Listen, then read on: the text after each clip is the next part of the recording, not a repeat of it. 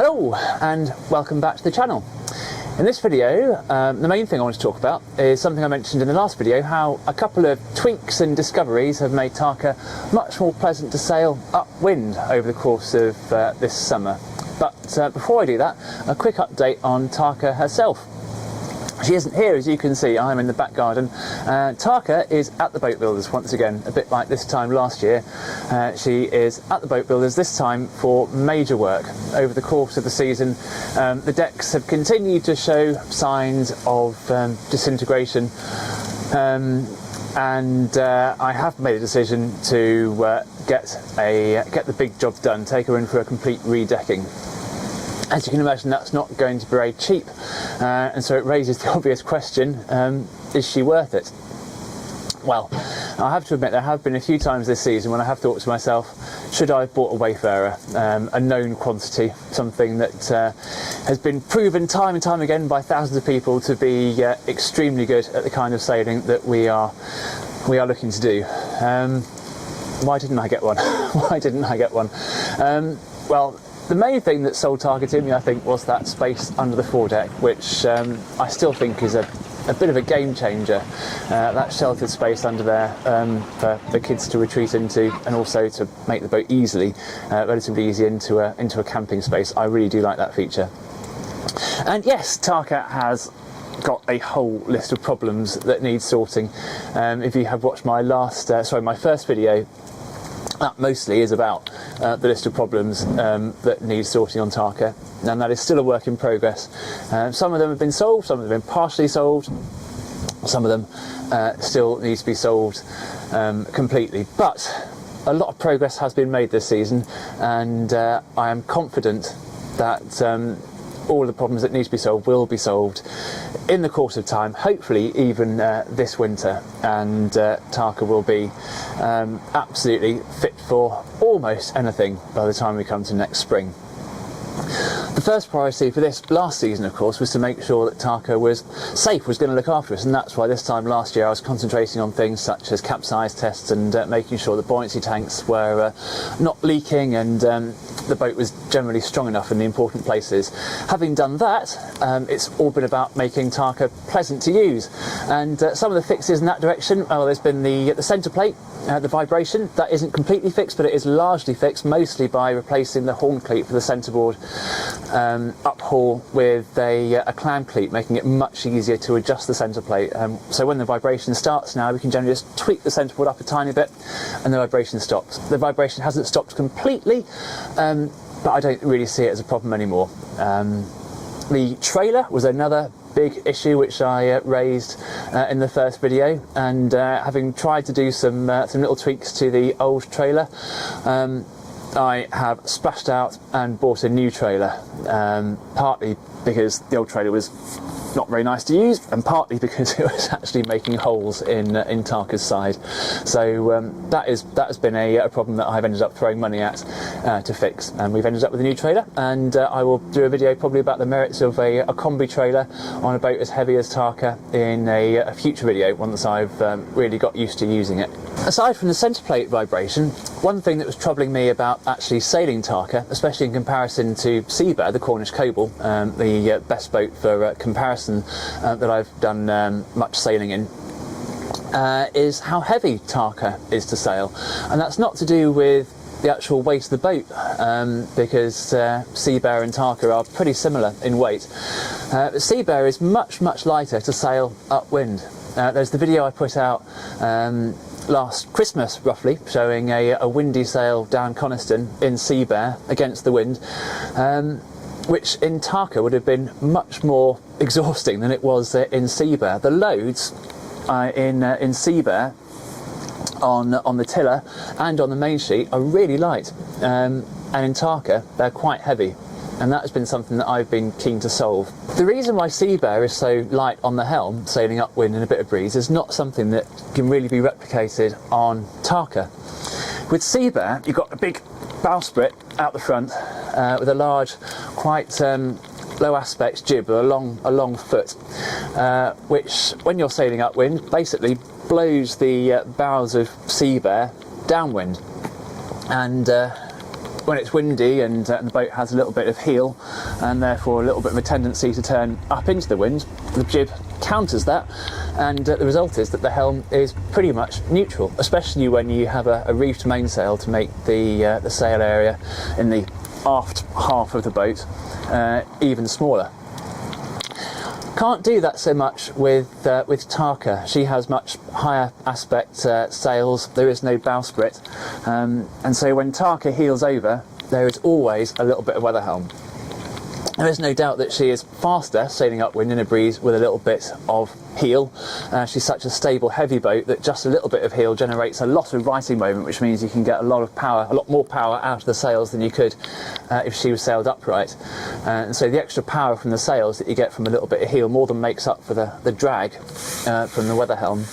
But the weather helm generates quite a strong pull on the tiller, which is one of the things, as I say, that's made her quite a heavy boat to sail upwind.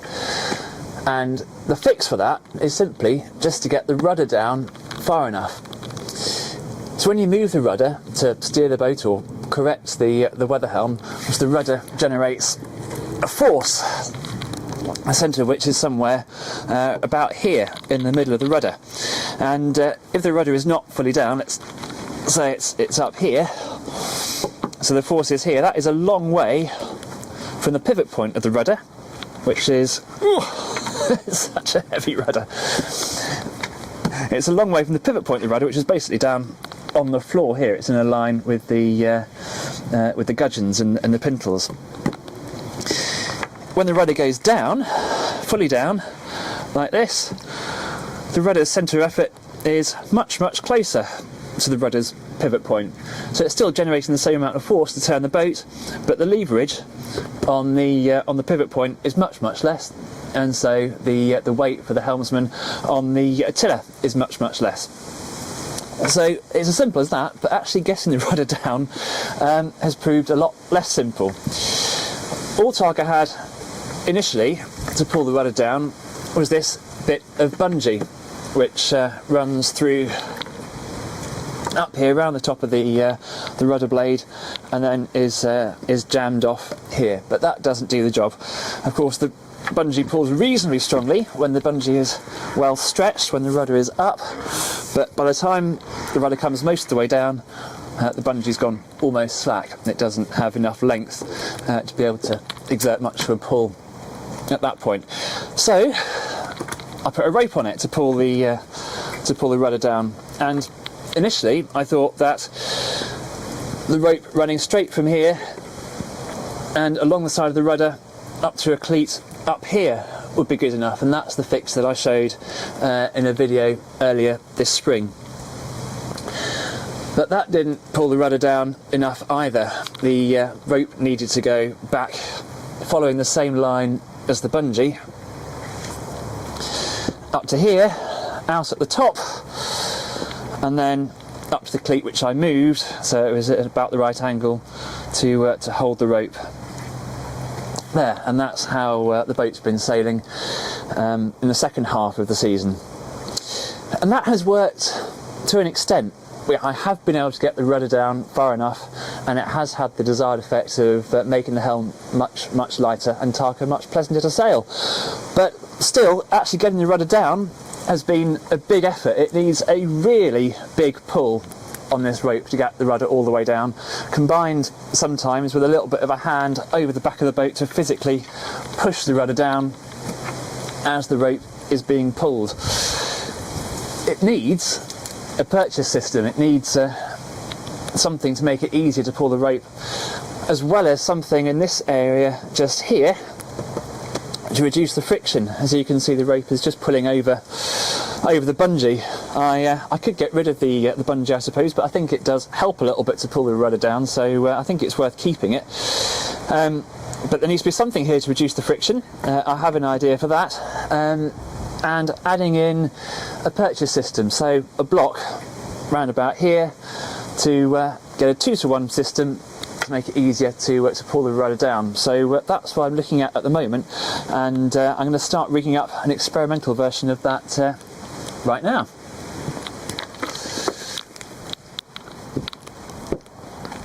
So I have rigged up a trial 2-to-1 purchase system to pull the rudder down. So just tie a little block into the downhaul here, and put this rope through it. And I've already seen that there is a problem. So we let the rudder come down and pull the rope through. You can see that there is not enough distance between this spot here where the block has to sit when the rudder is fully up, and the cleat. The block has gone way beyond where the cleat is. The cleat needs to be up here. Am I still on shot? I'm still in shot. I am still in shot. Okay, good. Yeah, the cleat needs to be moved up here, and possibly this fitting that holds the dead end of the rope too needs to be a bit further up. So that's doable. That's fixable. We can do that. I think that will then work. As I say, with something here in addition to reduce the friction as the rope goes over this point. But I do have an idea of that, to mount a couple of plates on either side, or just stick up sort of like that, and put a bolt across between the two for the rope to run across. Another possibility would be to put a block up here somewhere on the side of the rudder, and then run the 2-to-1 purchase system along the side of the tiller, and move this cleat up onto the side of the tiller, which is, of course, what most boats do. Most rudder downhaul systems come along the tiller. The only problem with doing that on Tarka is the fact that the tiller is curved, and so when the rope is pulled tight, it'll sit in a straight line running from here to about there underneath the tiller. And the reason the tiller is curved is to allow it to clear the top of the outboard motor. That pesky outboard motor getting in the way again. Hello, Loki. I could potentially put a loop of rope or something around the middle of the tiller and run the downhaul through that rope in order to hold the rope up, or maybe some other kind of fix that might hold the rope up away from the outboard motor. But of course it would have to be big enough for the block to run through, because the block's got to travel from here.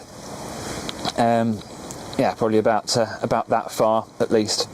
But potentially, I reckon that might be a better fix than moving the cleat up to here and still having it on the rudder.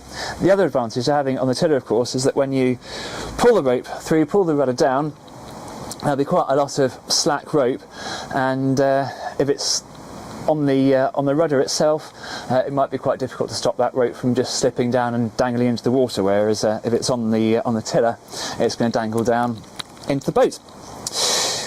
So that's a work in progress, to try and get this rudder user friendly. As I say, it works just at the end of this season, but it was one of those things that I feel only I can really do, and if somebody else is sailing the boat, then they're going to need to have it explained to them how to get the rudder all the way down. I don't want that. I want Tarka to be as user-friendly as possible, user-friendly enough so that anyone who can sail a boat can step into Tarka and not have too much trouble working out how to make all the bits work. So, as I say, that's sorting out the heavy helm. The heavy main sheet has been the other problem. I need to get the old cleat for that.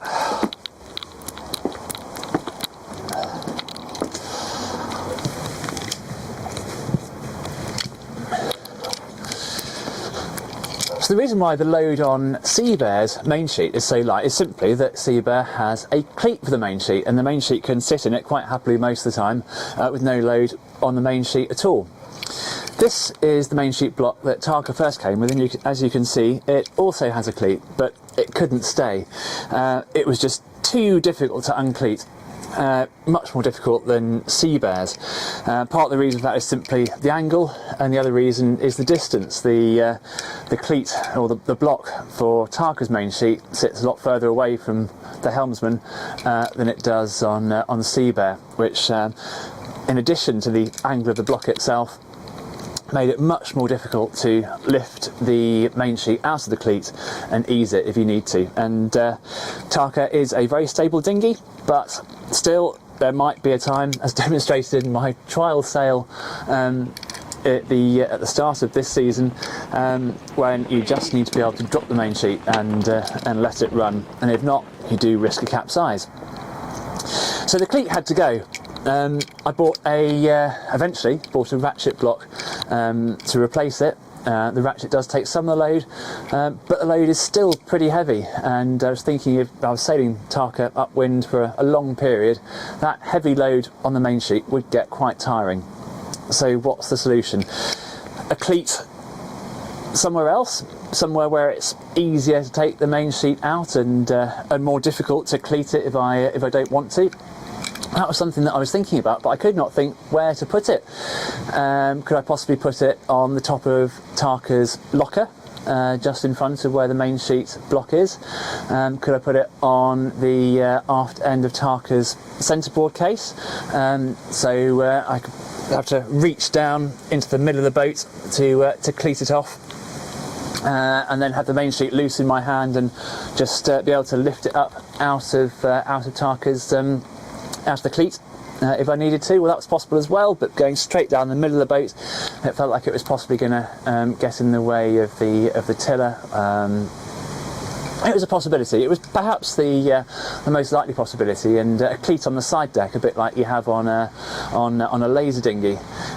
Cleats right next to where the helmsman sits, to just be able to cleat off. But again, it didn't feel like it was going to quite work. And a laser dinghy, the centre main sheet, of course, means that the rope comes up from straight in front of you and leads quite logically to a cleat on the side deck.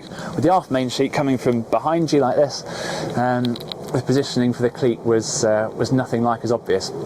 But the solution, as it turned out, was the easiest solution possible, a solution that didn't need any modification at all. It was something that Tarka already had, and I just hadn't thought of using it.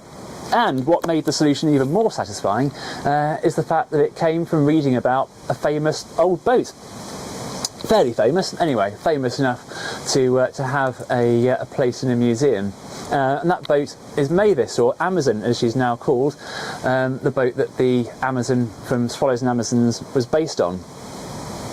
She lives in the Ruskin Museum up in Coniston, and we went to visit her this summer. But I didn't notice this feature in her at the time. I only heard about it through reading a book written by someone who sailed her quite a lot, and I'll fetch that book to read what it says.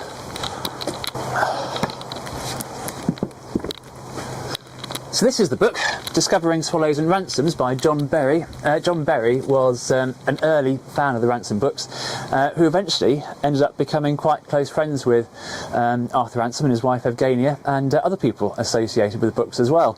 And he spent a lot of time sailing Mavis on Coniston water.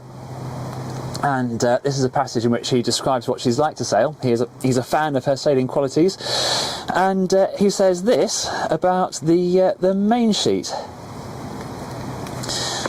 In most weather, we sat comfortably inboard, and any strain from the sheet could be taken by a downward-facing pin protruding from under each transom knee. It was the simplest matter to release this when tacking or in an emergency, merely by slacking off the sheet, causing it to drop off the pin. That sounded like the solution for Tarka, I thought, and started thinking about where I could install a similar pin, probably underneath Tarka's transom. But then I noticed that redundant horn cleat that the centre plate used to be tied off on, just sitting there at the bottom of the centreboard case, and thought I could try using that as a proof of concept, and that's what I've been doing, and it works brilliantly. I can just loop the main sheet around the bottom of that cleat and then hold it in my hand, and it takes off, I should think, about 80% of the load, if not more. And if the sheet does need to be let go, as John Berry says in Sailing Mavis, it just runs out really easily. Very, very simple to just let it drop off the bottom of the cleat. You can also adjust it while it's still on the cleat by using a foot on the main sheet as it runs along near the bottom of the boat. So just pull the main sheet along and take up the slack at the bottom of the cleat. So dead simple fix, just something that had been on Tarka the whole time, but I hadn't thought to use, and that has solved the problem of the heavy main sheet. Getting the rudder down is solving the problem of the heavy tiller. And as soon as I got a mechanism rigged up that makes it easier to get the rudder down as far as it needs to go, and another problem with Tarka will be solved, and she will be a delight to sail upwind in strong winds. So that brings me rather neatly onto one more thing that I want to talk about today, which is to do with the fact that, as you can't have failed to have noticed, I struggled to go for more than about 10 minutes on this channel without mentioning in some way these books, the Arthur Ransom books, the Swallows and Amazons books, and I make no apology for that. They are often relevant to what I'm talking about in some way or another, as the links between dinghy cruising in a traditional boat like Tarka and these books is clear. But I am aware that some of you won't have read these books and won't have a clue what I'm talking about, and I don't want to alienate my viewers who have come here for dinghy cruising by talking about something that is of no interest to them whatsoever. But I do want to make more videos about things related to these books. So that is why I am splitting the channel into two separate playlists. One called Tarka episodes, which is going to be mostly about sailing Tarka and working on her improvements and anything related to the story of making Tarka work for our family dinghy cruising, and other videos where I have a fair bit that I want to talk about the Swallows and Amazons books, which will often be inspired by the fact that we are sailing in somewhere where these books are set, whether that is the Lake District or the Norfolk Broads, or I expect at some point we will go down to the Walton backwaters, where Secret Water was based. There is a video which I shot during our holiday in the Lake District, which I'm hoping to release in a few weeks' time, which is much more about the places, the locations that Swallows and Amazons and Swallowdale and the Lake District books were based on. And it's a big video, it's about an hour and a quarter long. Editing it almost broke my computer and me, but it is almost ready to release, and as I say, I'm hoping to do that in the middle of November, and I intend to do that as a YouTube premiere, which is not something I've ever done before, but I'm hoping to get up a little bit of interest from members of the Arthur Ransom Society and make a little bit of an event of that video's release. I have made a trailer for it, and so I'm going to run that trailer, bolt it onto the end of this video for you to watch in a few moments' time. As I say, it might be of no interest to you whatsoever, but I will probably continue to mention these books during Tarka episodes in passing, if there is something briefly of relevance. And of course, Tarka will probably feature in many of the videos that I make, which are more specifically about Arthur Ransom and the Swallows and Amazons books. So that is a little update on the plan for the channel. I'm about to roll the trailer, and see you next time.